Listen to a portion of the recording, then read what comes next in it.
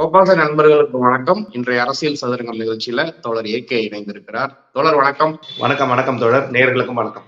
தோழர், இப்போ electronic voting machine VVPAT அதுல மோசடி பண்ணி தான் இந்த 5 மாநில தேர்தல்ல பாஜக 3 மாநிலங்கள்ல வெற்றி பெற்றிருக்கு அப்படிங்கிற ஒரு குற்றச்சாட்டு பரவலா பெருகிக்கிட்டு வருது.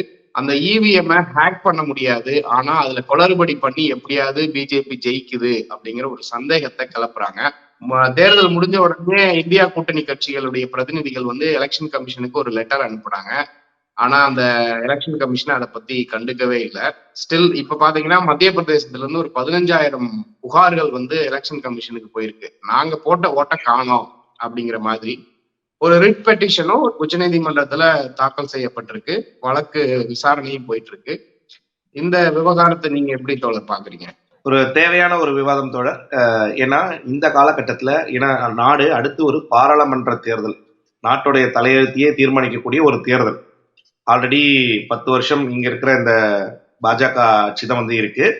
அந்த ஆட்சி வேணுமா வேண்டாவா அப்படிங்கிற அந்த முடிவு இந்த தேர்தலில் மட்டும்தான் நம்மளால உறுதி செய்ய முடியும்.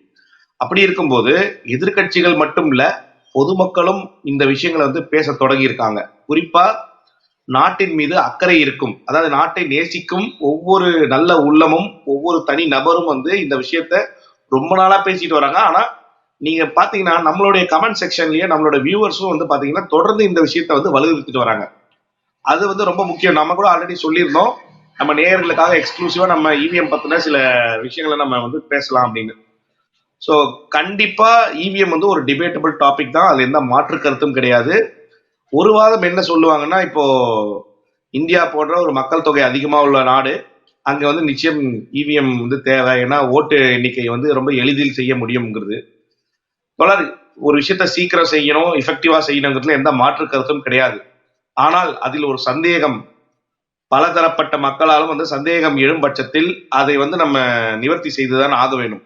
இப்ப இவங்க என்ன சொல்லுவாங்கன்னா, நீங்க பாஜகவையோ இல்ல அது சார்ந்த ஆட்களையோ கேட்கும் போது, ஏங்க இப்போ மற்ற மாநிலங்கள், அதாவது தெலுங்கானால காங்கிரஸ் வெற்றி பெற்றது இல்லையா, அப்ப அங்க எங்களால இவிஎம் மிஷினை ஹேக் பண்ண முடியலையா, இல்ல இவிஎம் மிஷினை எங்களால குளறுபடிகள் செய்ய முடியலையா அப்படிங்கிறத நீங்க சொல்லுங்க. அதே நம்ம தமிழ்நாட்டில் இருக்கிற சில தற்குறிகள் கிட்ட நம்ம பேசும்போது என்ன சொல்லுவாங்கன்னா, அப்போ திமுக இவிஎம் குளறுபடி செஞ்சுதான் ஜெயிச்சாங்களா அப்படின்னு சில கேள்விகள் வைப்பாங்க.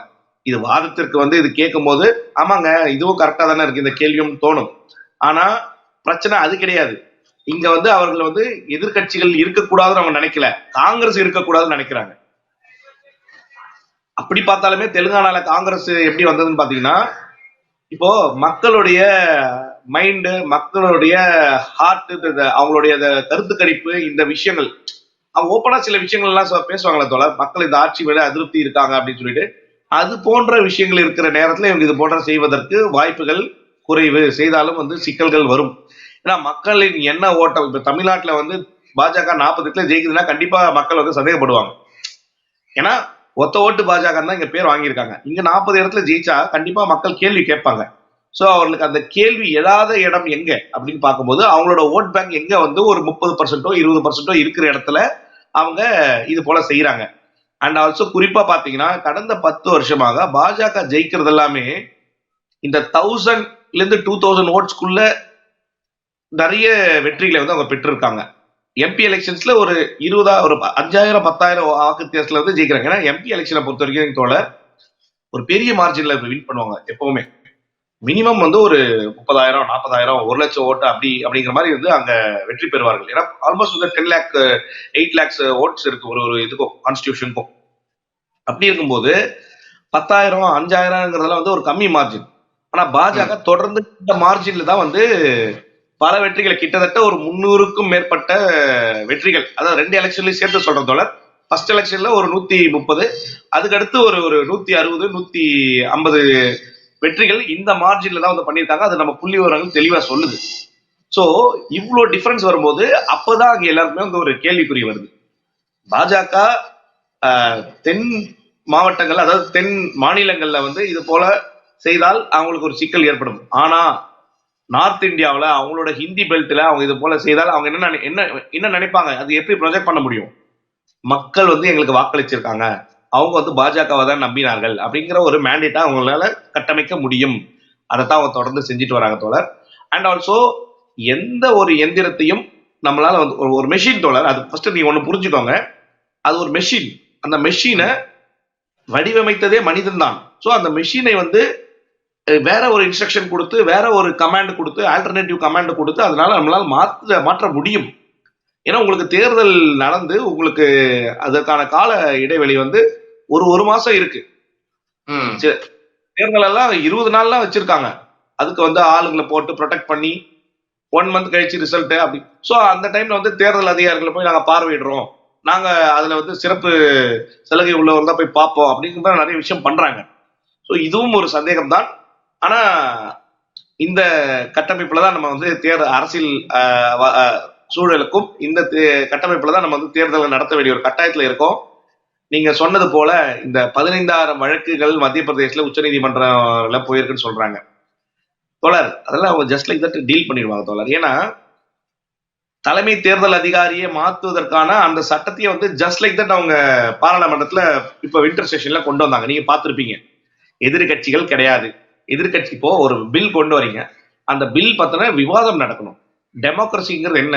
ஒரு விவாதம் நடக்கணும். இப்போ மக்கள் 100 கோடி மக்கள் போய் விவாதம் செய்ய முடியாது.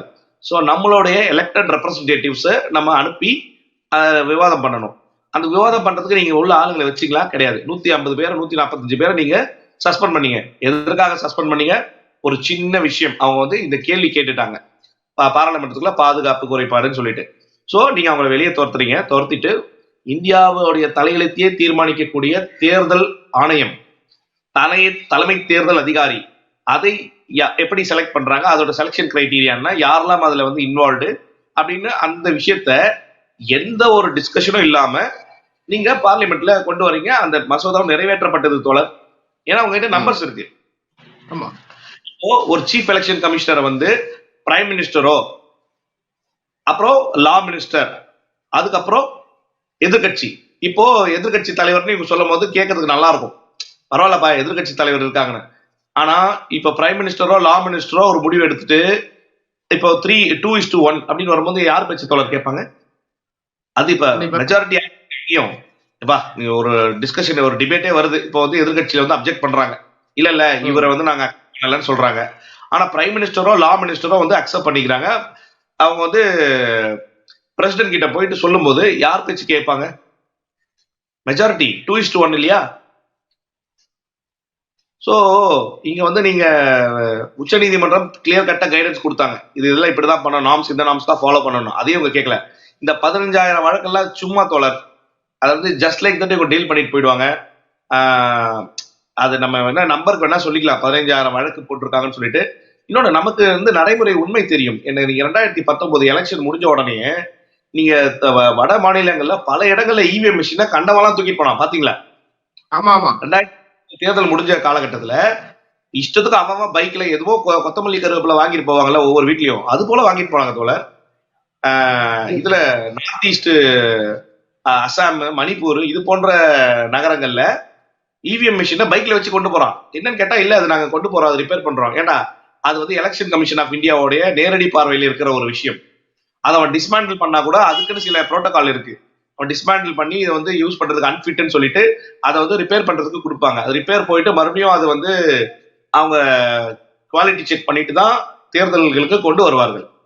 அவ்வளோ ஒரு சென்சிட்டிவான ஒரு எந்திரத்தை இதுவே தமிழ்நாட்டில் நடந்ததா விட்டுருப்பாங்களா தோல? எனக்கு நல்ல ஞாபகம் இருக்கு, திமுக ஆட்சிக்கு வந்தவுடன் அந்த மாநகராட்சி தேர்தல் எல்லாம் நடந்தது பாத்தீங்களா? அப்போ ஒருத்தர் வந்து இவிஎம் மிஷின், அது அந்த அதிகாரி வந்து அவர் வரல, அவர் வந்து நீ இதை கொடுத்துருன்னு கேட்கிறாரு, அது இவர் எடுத்துட்டு போறாரு. அவனை நிக்க வச்சு என்ன கேள்வி கேட்டாங்க சங்கிகள்லாம். அதன் பிறகு அந்த அதிகாரி வந்து உண்மையாவே இவரை வந்து எடுத்துட்டு போக சொன்னாங்களா அப்படிங்கறதெல்லாம் வந்து விசாரிச்சாங்க. வேளச்சேரியில நினைக்கிறேன் இது நடந்தது, வேளச்சேரியில. அந்த கொண்டு போன நபரை நிறுத்தி கேள்வி கேட்டு பாஜக வந்து பிரச்சனை பண்ணுச்சு. இத்தனைக்கும் இங்க அவங்களுக்கு ஜெயிக்கிறதுக்கு வக்கு இல்ல, நல்லா தெரிஞ்சுக்கோங்க. பிஜேபிக்கு 10 ஓட்டுக்கு மேல வாங்குறது வக்கு இல்ல தமிழ்நாட்டுல. என்னோட நினைவு சரியாக இருக்குமே, ஆனால் ஜோலார்பேட்டையில ஒரு தொகுதியில 0 ஓட்டு தோழர். 0, அதாவது கவுன்சிலர் எலெக்ஷன்ல ஒரு 0 ஓட்டு வாங்கிய கட்சிக்கு இங்க வந்து கேள்வி கேட்கறதுக்கு அந்த அதிகாரி இருக்கு. ஆனா வட மாநிலங்கள்ல இது போல யாரும் கேள்வி கேட்கல. இப்ப என்ன சிக்கல்னா, அநியாயம் இவங்க பண்ணலாம், அக்கிரமம் இவங்க பண்ணலாம். ஆனா மத்தவங்க பண்ணாதான் இவங்க வந்து நீதி, நேர்மை, நியாயம் பேசுவாங்க. சோ இவிஎம்ங்கிறது வந்து பாத்தீங்கன்னா, இப்ப நிறைய அதாவது ஒரு ஒரு 8 இயர்ஸ்க்கு முன்னாடி நினைக்கிறேன், டெல்லியோட அசம்பிளி செஷன்லயே one of the Delhi minister வந்து ஒருத்தர் ப்ரூவ் பண்ணாரு, இந்த இவிஎம் வந்து எங்களால வந்து ஹேக் பண்ண முடியும், இந்த இவிஎம் எங்களால மேனிபுலேட் செய்ய முடியும் என்பதை டெல்லி சட்டமன்றத்திலே வந்து ப்ரூவ் பண்ணியிருக்காங்க போல. இதற்கு மேல என்ன சான்றுகள் வேணும்? இன்னும் நிறைய, அதாவது நிறைய தேர்தல் விஷயங்களை வந்து ரொம்ப உற்று நோக்கி ஆலோசனை வழங்கக்கூடிய நபர்களே வந்து இதெல்லாம் சாத்தியம் தான் சொல்றாங்க. ஆனா இங்க நம்ம ஆட்சியாளர்கள் இவங்களுக்கு வந்து இது வசதியா இருக்கு, கண்டிப்பா அவங்க அதை விட்டு தர மாட்டாங்க. இப்ப 2019 நீங்க சொன்ன உடனே இந்த குவிண்ட் அப்படின்னு சொல்லிட்டு ஒரு ஊடகம் இருக்கு, அவங்க டிஜிட்டல் ஊடகம், அவங்க ஒரு விஷயத்த ஒரு டேட்டாவோட எக்ஸ்போஸ் பண்ணாங்க. 2018 டிஎன்எம் அப்படிங்கிற மும்பையில் இருக்கக்கூடிய ஒரு கன்சல்டிங், எலக்ட்ரானிக் கன்சல்டிங் அமைப்போட இசிஐஎல், அதாவது electronic corporation of India limited, கவர்மெண்டோட ஒன்றிய அரசனுடைய ஒரு நிறுவனம், அந்த நிறுவனமும் பெல் நிறுவனம் சேர்ந்துதான் அந்த மிஷினையே தயாரித்து எலெக்ஷன் கமிஷனுக்கு கொடுக்குது. எலெக்ஷன் கமிஷன் ஆஃப் இந்தியா, அது இசிஐ, இது வந்து இசிஐஎல், எலக்ட்ரானிக் கார்பரேட். அந்த இசிஐஎலும் பெல்லும் சேர்ந்துதான் இந்த இவிஎம் மிஷின், விவிபேட் ரெண்டு மிஷினையும் தயாரிச்சு எலெக்ஷன் கமிஷன் ஆஃப் இந்தியாவுக்கு கொடுக்குறாங்க. இப்போ அதுல இருக்கக்கூடிய தொழில்நுட்பம், அதுல இருக்கக்கூடிய மென்பொருள், சாஃப்ட்வேரு, ஹார்ட்வேரு, அதுல இன்ஃபர்மேஷன் ஃபீட் பண்றாங்க இல்லையா. இப்போ எலெக்ஷன் அறிவிச்சுட்டு இது நாமினேஷன் எல்லாம் தாக்கல் பண்ணதுக்கு அப்புறம் இவங்க தான் அதிகாரப்பூர்வமான வேட்பாளர்னு சொன்ன உடனே அந்தந்த தொகுதிக்கு அவங்களுடைய டீட்டெயில் எல்லாம் அதுல ஃபீட் பண்ணணும். வேட்பாளருடைய பெயரு, சின்னம், மத்த டீட்டெயில் எல்லாமே அதுல ஃபீட் பண்ணுவாங்க இல்லையா. அப்பவே ரிசல்ட்டே ஃபீட் பண்ணிடுறாங்க. இப்ப அங்கதான் கேள்வி வருது, அங்கதான். ஏன்னா ஓட்டிங் மெஷின் அதுதான் சாத்தியம். அப்பவே வந்து பாத்தீங்கன்னா எவ்வளவு வேணாலும் அப்பவே வந்து நீங்க ரிசல்ட்டை ஃபீட் பண்ணிடலாம். சோ இப்ப இவிஎம் மிஷின் வந்து ஒரு வாக்குப்பதிவு சாவடியில வச்சிருக்கிறாங்க அப்படின்னா அங்க வந்து இன்டர்நெட் கனெக்ஷனோ வெளியில இருந்து வேற எந்த வித கனெக்ஷனோ கொடுக்க கூடாதுன்னு ரூல் இருக்கு. அந்த இவிஎம் மிஷின்லயுமே பாத்தீங்கன்னா அது தனியா இருக்கும், பேட்டரியில தான் அது இயங்கும், அதோட சேர்த்து வேற எந்த இதையும் கனெக்ட் பண்ண மாட்டாங்க. எக்ஸப்ட் அந்த ரூம்ல இருக்கக்கூடிய எலக்ட்ரிசிட்டி, சிசிடிவி ஃபுட்டேஜ் தான் இருக்கும் அந்த மிஷினுக்குள்ள.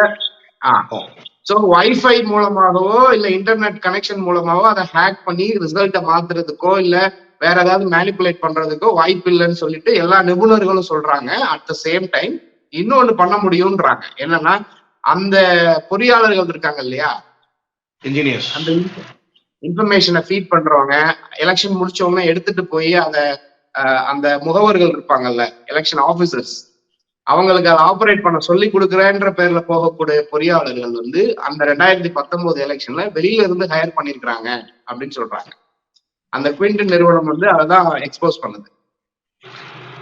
அதான் இது இன்னும் இப்போ இது நமக்கு தெரிஞ்ச ரகசியம், இன்னும் தெரியாத பல ஸ்ட்ராட்டஜிஸ், பல மெத்தடாலஜிஸ் அவங்க வந்து கண்டிப்பா ஃபாலோ செய்திருக்க வாய்ப்புகள் அதிகம். ஏன்னா நான் தான் சொன்னேன் இல்லைங்களா, ரொம்ப சிம்பிள் தோழர், நம்ம ரொம்ப டெக்னிக்கலா மக்கள் கிட்ட போய் இதை நம்ம எக்ஸ்போஸ் பண்ணணும் கிடையாது.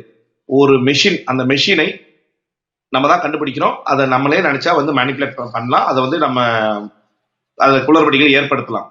குவிண்ட் வந்து இந்த விஷயம் மட்டுமா தோழர் சொல்லுது, பல விஷயங்களை எக்ஸ்போஸ் பண்றாங்க. குவிண்ட் தான் வந்து பரக்கலா பிரபாகரன் வந்து இந்த அரசாங்கத்தோடைய பொருளாதார கொள்கைகள் வந்து எவ்வளவு பின்னோக்கி இந்த நாட்டை சென்று இருக்குன்னு சொல்லிட்டு அவரும் வந்து ஒரு ஆர்டிகல் எழுதினாரு. அது பரக்கலா பிரபாகரன் குவிண்ட் இது போன்ற மேகசின்ஸ்க்கு தான் அவர் பேட்டி கொடுக்குறாரு. ஸோ இங்க நாட்டு மக்கள் வந்து இவிஎம் மெஷின் குறித்த அவேர்னஸ் இருக்கிறது நல்லது. ஆனா இங்க இருக்கிற இந்த ஆட்சியாளர்கள் வந்து அவர்களுக்கு இதை சாதகமாக பயன்படுத்ததான் அதிக வாய்ப்புகள் இருக்கு தோழர். இப்போ அவங்க இதை ட்ரை பண்றதே பாத்தீங்கன்னா, என்னுடைய குற்றச்சாட்டு என்னன்னா, அவங்க இதை ட்ரை பண்றதே அவர்களுக்கு எங்கெல்லாம் நெக் டு நெக், அவர்கள் காங்கிரஸ்க்கும் அவங்களுக்கும் எங்கெல்லாம் க்ளோஸ் கண்டெஸ்ட் இருக்கோ, காங்கிரஸ்க்கும் சமாஜ்வாடி பார்ட்டிக்கும் எங்கெல்லாம் க்ளோஸ் கண்டெஸ்ட் இருக்கோ, அதாவது 100% ஒரு ஒன்னும் தெரியாதவன் 100% மார்க் எடுத்தானா சந்தேகம் வந்துடும். ஆனா அந்த ஒன்னும் தெரியாதவன் ஒரு 35 மார்க் எடுத்தா பாஸ் தானே, அந்த பாஸ் மார்க் போதும் இல்லைங்களா. சோ இது அந்த ஸ்ட்ராட்டஜி தான், நீங்க 35 எடுத்தா போதும், எதிரி எவ்வளவு எடுக்கிறாங்கிறது மேட்டர்ல. நான் வந்து வின்னிங் நம்பர்ஸ் என்ன, எனக்கு தேவையான வின்னிங் நம்பர்ஸ் என்ன, 275 எனக்கு 280 எடுத்தா போதும் அப்படிங்கிற அந்த கணக்குல தான் இவங்க வந்து ஒர்க் பண்றாங்க. அண்ட் ஆல்சோ தோழர், இப்போ உத்தரப்பிரதேசத்துல, குஜராத்ல வந்து நீங்க என்னதான் சொன்னாலும் நான் அந்த இவிஎம் சார்ஜஸை விட மக்கள் வந்து அங்க பாஜகவுக்கு கண்டிப்பா அவங்களுக்கு ஆதரவு அங்க இருக்கதான் செய்யுது. அதையும் நம்ம வந்து மறுக்கிறதுக்கு இல்லை. இல்ல அது அது ஓகே தோழர். இப்போ மத்திய பிரதேசத்துல இப்ப முடிஞ்ச தேர்தல்ல ஒரு 3 இடத்துல 3 பாஜக வேட்பாளர்கள் ஒரே மாதிரி 250 500 அப்படின்னு பல்கா ஈவனா ஒரே நம்பர் வாங்கியிருக்கிறாங்க. அதே இது காங்கிரஸ் பாத்தீங்கன்னா 5 10 அப்படின்னு வாங்கியிருக்கிறதாக புள்ளி விவரத்தோட இந்த ரூஸ்டர் ராகுல் அவரோட சேனல்ல போட்டிருந்தாங்க. இன்னும் நிறைய சேனல் நேத்து கூட திருமாவளவன் கூட ஒரு பேட்டியில பேசியிருக்கிறாங்க. அப்புறம் ஐயநாதன் பேசியிருக்காரு. தேர்தல்கள் பத்தி அதிகமா புள்ளி விவரங்களோட சொல்றவரு ஐயநாதன் தான். முன்னாள் நாம் தமிழர் கட்சியில இருந்தார் அவரு. ஆமா, மெய்யநாதனா ஒரு மெய்யநாதன். சோ அது ஒண்ணு. இப்போ சத்தீஸ்கர்ல ஒரு சமாஜ்வாடி பார்ட்டி எம்எல்ஏ ஒரே ஒரு ஓட்டு தான் வாங்கியிருக்கிறாரு. அவரே சொல்றாரு, என் வீட்லயே 10 பேர் எனக்காக தான் ஓட்டு போட்டாங்க, என் கட்சிக்காரங்க இருக்காங்க, இவங்க எல்லாம் போட்டுமே எனக்கு ஒரு ஓட்டு வந்திருக்குன்னா இது என்ன அப்படிங்கிற ஒரு கேள்வியும் கேட்கிறாங்க. ஏன்னா pre poll survey, post poll survey ரெண்டுமே பாத்தீங்கன்னா ஒரு விதமான முடிவை தான் கொடுத்துச்சு. சத்தீஸ்கர் ரிசல்ட் என்னால இப்ப வரைக்கும் ஏத்துக்கொள்ள முடியல தோழர். ஏன்னா சத்தீஸ்கர்ல வந்து அதோடைய அடிப்படையே இந்த நில உச்சவரம்பு சட்டம், இந்த நில லேண்ட் ரிஃபார்ம்ஸ்க்கு வந்து அகேன்ஸ்டா தான் அவங்க இருக்காங்க. ஏன்னா அங்க இருக்கிற பெரும்பாலும் வந்து பழங்குடி மக்கள். ஸோ அவங்களுக்கு நீங்க லேண்ட் ரிஃபார்ம்ஸ் எல்லாம் பண்ணீங்கன்னா அவங்களுக்கு வந்து பிடிக்காது. பாஜக வந்து லேண்ட் ரிஃபார்ம்ஸ் செஞ்சே ஆகணும் துடிக்கிற ஒரு கட்சி. நிச்சயமா அங்க இருக்கிற மக்கள் வந்து லேண்ட் ரிஃபார்ம்ஸை ஒருபோதும் ஆதரிக்க மாட்டார்கள். இதுதான் அடிப்படை நாதமே இதுதான். பழங்குடியின மக்கள் வந்து இந்த காலம்ல தோழர், அந்த சந்தல் ரிவோல்ட் வந்த காலத்துல இருந்தே அவங்க வந்து நிலத்துக்காக வந்து அவங்க எந்த எக்ஸ்ட்ரீமுக்கும் சண்டை போடக்கூடியவர்கள் தான். ஸோ காங்கிரஸ் வந்து லேண்ட் செய்ய மாட்டாங்கன்றது அவங்களுக்கு நல்லா தெரியும். அதனால வந்து அவங்களுக்கு அங்க காங்கிரஸ் தான் வெற்றி பெறுவதற்கான அதிக வாய்ப்புகள் இருந்தது. ஆனா அங்கேயும் வந்து இவிஎம் வச்சு சம்பவம் பண்ணியிருக்காரு. பாராட்டுக்கள், வாழ்த்துக்கள். இந்த அடிப்படையில தானே மணிப்பூர்லயே இப்ப பிரச்சனை வந்துச்சு, லேண்ட் ரிஃபார்ம்ஸ் அடிப்படையில தானே. தோழர், நீங்க ஒண்ணு புரிஞ்சுக்கணும், நம்ம இந்திய நாட்டு பழங்குடி மக்கள் வந்து இந்த வடகிழக்குல இருக்காங்க, இந்த சத்தீஸ்கர்ல இருக்காங்க, ஜார்க்கண்ட்ல இருக்காங்க, தமிழகத்துல கூட வந்து பாத்தீங்கன்னா திருவண்ணாமலையில, ஊட்டியில, கொடைக்கானல்ல, தருமபுரியில, இது போன்ற சரி எங்கெல்லாம் வந்து மலை சார்ந்த இடம் இதெல்லாம் வருதோ, மேற்கு தொடர்ச்சி மலை, கிழக்கு தொடர்ச்சி மலை, இதோட மலை அடிவாரங்கள், இதோடைய சார்ந்த நிலப்பரப்புல பழங்குடியின மக்கள் இருக்காங்க தோழர். இவங்க கிட்ட நீங்க லேண்ட் ரிஃபார்ம்ஸை பண்ணவே முடியாது. நீங்க அப்படி பண்ணணும்னா அவங்களுக்கு நீங்க அவங்கள வந்து ஃபர்ஸ்ட் இன்க்ளூசிவ் பாலிடிக்ஸ்க்கு கொண்டு வரணும். பொது நீரோட்டத்துல அவங்கள வந்து நீங்க கொண்டு வந்த பின்னாடி தான் நீங்க லேண்ட் ரிஃபார்ம்ஸ் பத்தி இப்ப இல்லப்பா நாடுங்கிறது இதுதான், வளர்ச்சிக்காக நாங்க இந்த விஷயங்கள்லாம் செய்யறோம் அப்படின்னு சொல்லிட்டு நீங்க மெல்ல தான் நீங்க வந்து லேண்ட் ரிஃபார்ம்ஸை செய்ய முடியும். அதாவது நில சட்ட சீர்திருத்தங்களை கொண்டு வர முடியும். ஆனா சத்தீஸ்கர்ல வந்து தொடர் மாவோக்களுக்கான வரவேற்பு அதிகம் சத்தீஸ்கர்ல. ஸோ காங்கிரஸ் வந்து பாத்தீங்கன்னா தன்னோட கூட்டணியே வந்து லெப்ட் வச்சிருக்காங்க, கம்யூனிஸ்ட் வச்சிருக்காங்க. அக்ரஸிவ் கம்யூனிசம் தானே தோழர் மாவோயிசம். அக்ரஸிவ் கம்யூனிசம் ஒரு சில கொள்கைகள் வேறுபடலாம். ஸோ காங்கிரஸ் வந்து என்னைக்குமே அதுக்கு அகைன்ஸ்டா இருந்தது கிடையாது. அரசியல் ரீதியா இருப்பாங்க, ஓட்டரசியல அவங்க எதிர்க்க இருப்பாங்க. இதோட கொள்கை ரீதியா காங்கிரஸ் வந்து ஓரளவுக்கு, ஏன்னா அவங்க தானே இந்த கான்ஸ்டிடியூஷனை கொடுக்குறாங்க, அவங்க தானே நாகாலாந்து, அவங்க தான் சிக்கிம், இந்த நார்த் ஈஸ்ட்ல மணிப்பூர், இவங்க எல்லாத்தையும் காங்கிரஸ் தானே தோழர் பேச்சுவார்த்தை மூலமா இணைக்கிறாங்க. எந்த மாநிலம் வந்து அவங்களா வந்து இந்தியாவில தேனாறு ஓடுது பாலாறு ஓடுதுன்னு வரேன்னு சொன்னாங்க. ஒரு உத்தரவாதத்தின் பேர்ல தான் நீங்க வந்து இணைகிறாங்க. என்ன உத்தரவாதம்?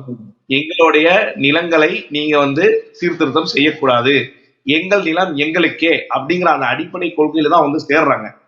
அப்ப சத்தீஸ்கர் ரிசல்ட்டை வந்து நம்ம நிச்சயம் வந்து கேள்விக்குறியாக்கணுங்க. ஏன்னா பாஜக இப்ப ஜெயிச்சுட்டாங்க இல்லையா, நீங்க வேடிக்கை மட்டும் பாருங்க.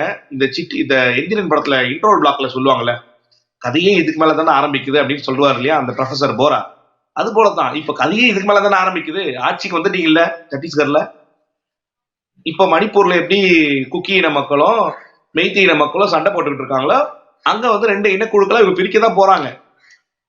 இல்ல 2 ஊர் சண்டையாவது விடுவாங்க. இங்க என்ன பாசிபிலிட்டிஸ் இருக்கோ அந்த பாசிபிலிட்டிஸ்குள்ள சண்டையை மூட்டி விட்டு அந்த ஊர்ல வந்து ஒரு குழப்பத்தை உண்டு பண்றதா பாஜகவோட வேலையை நம்ம பொறுத்திருந்து பார்ப்போம்.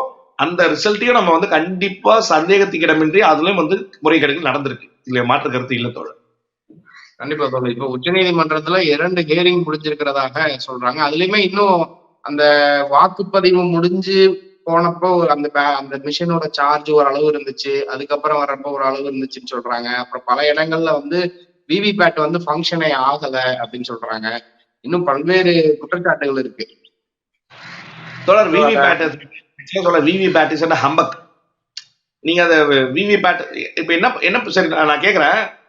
இப்ப நீங்க போய் உங்களோட பிடிச்ச கட்சிக்கு நீங்க வாக்களிக்கிறீங்க, காங்கிரஸ்க்கு நீங்க ஓட்டு போடுற கை சின்னம், உங்களுக்கு கை சின்னம் கண்ணு தெரியுது, அவ்வளவுதான் முடிஞ்சிச்சு. அவ்வளவுதானா நேர்மையா நடந்துச்சா தேர்தல்?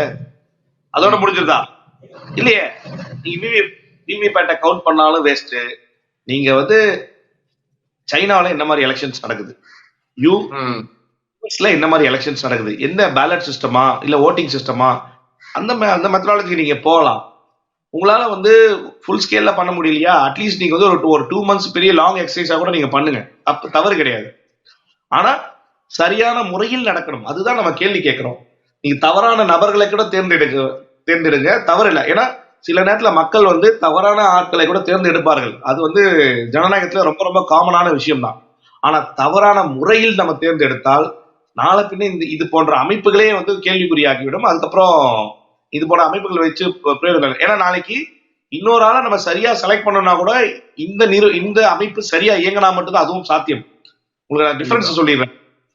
இப்ப எலெக்ஷன் கமிஷன் ஆஃப் இந்தியாங்கிறது ஏன் இதை வந்து அரசிற்கு அப்பாற்பட்டு ஒரு அட்டானமஸ் பாடியாக ஏன் வச்சிருக்காங்க, இது ஏன் அரசியல் அமைப்பு சட்டத்திலேயே வந்து குறிப்பிட்டு இதுக்கான பவர்ஸ் வந்து கொடுத்துருக்காங்க அப்படின்னு நம்ம பார்க்கணும். ஏன்னா அவர்கள் எந்த ஒரு கட்சிக்கும் சார்பா இருக்கக்கூடாது. அவர்கள் ஒரு கட்சிக்கு சார்பாகவோ ஒரு அமைப்புக்கு சார்பாகவோ ஒரு சித்தாந்தத்திற்கு சார்பாகவோ செயல்பட்டால் அந்த அமைப்பே கேள்விக்குறியாக்கப்படும். அதுதான் இன்னைக்கு நடந்துகிட்டு இருக்கு. எலெக்ஷன் கமிஷன் ஆஃப் இந்தியாவில பார்ப்பனிய சிந்தனைகள் உள்ள ஆட்கள், சனாதன சிந்தனை உள்ள ஆட்கள், ஏகாதிபத்திய சிந்தனை உள்ள ஆட்கள், அதானிக்கு ஃபேவரட்டாக செயல்படக்கூடிய ஆட்கள், மோடிக்கு ஃபேவரட்டாக செயல்படக்கூடிய ஆட்கள், ஆர்எஸ்எஸ் சார்பு ஆட்கள், இப்படி நம்ம அடுக்கடுக்கா சொல்லிக்கிட்டே போகலாம். தவிர இது போன்ற நபர்கள் இருக்கும் வரையில் தேர்தல்கள் நேர்மையாக நடந்ததா இல்லையா என்பது மிகப்பெரிய ஒரு கேள்விக்குறிதான். அது மக்கள் தான் அதற்கு பதில் சொல்லணும். கண்டிப்பா தோழர். தொடர்ந்து நம்ம இதனுடைய டெவலப்மெண்ட்டை தொடர்ந்து பேசலாம். நன்றி தோழர். நன்றி தோழர்.